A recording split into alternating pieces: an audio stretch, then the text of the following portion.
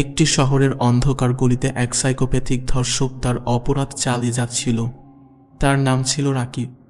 সে কিশোরী মেয়েদের লক্ষ্যবস্তু করত, তাদের ধর্ষণ করত এবং নির্মমভাবে হত্যা করত। পুলিশ এবং স্থানীয়রা তাকে ধরতে পারছিল না, কারণ রাকিব খুব চালাক ছিল এবং কোনো প্রমাণ রেখে যেত না। একদিন রাকিব একটি নতুন শিকার খুঁজে পায়, একটি কিশোরী মেয়ে, নাম তার প্রিয়া। সে প্রিয়াকে ধরে নিয়ে যায় এবং তার রুটিন অনুযায়ী অপরাধ করে। কিন্তু এইবার কিছু আলাদা ঘটে। প্রিয়া মারা যাওয়ার আগে রাকিবকে শাপ দিয়ে বলে, তুমি যতই লুকাও না কেন, আমি ফিরে আসুক, তুমি তোমার অপরাধের জন্য চরম মূল্য দেবে। কিছুদিন পর রাকিবের জীবনে অদ্ভুত ঘটনা শুরু হয়। সে প্রিয়ার আত্মাকে দেখতে পায়। প্রিয়ার আত্মা তাকে তাড়া করে, তার ঘরে, রাস্তায়, এমনকি তার স্বপ্নেও।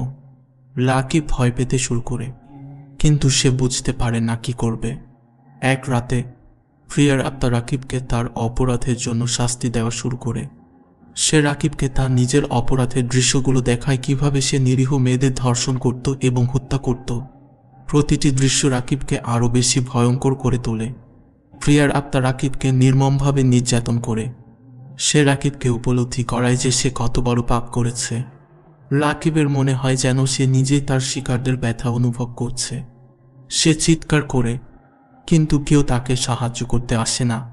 প্রিয়ার আত্মা তাকে বলে, তুমি যতবার আমার মতো মেয়েদের কান্না শুনেছ, ততবার তুমি এই ব্যথা অনুভব করবে।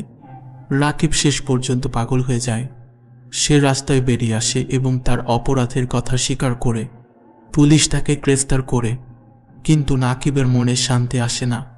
সে জেলে থাকা অবস্থায়ও প্রিয়ার আত্মাকে দেখতে পায় এবং তার নির্যাতন অব্যাহত থাকে।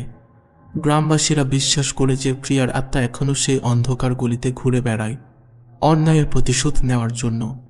তারা বলে যে কেউ অপরাধ করবে, প্রিয়ার আত্মা তাকে শাস্তি দেবে।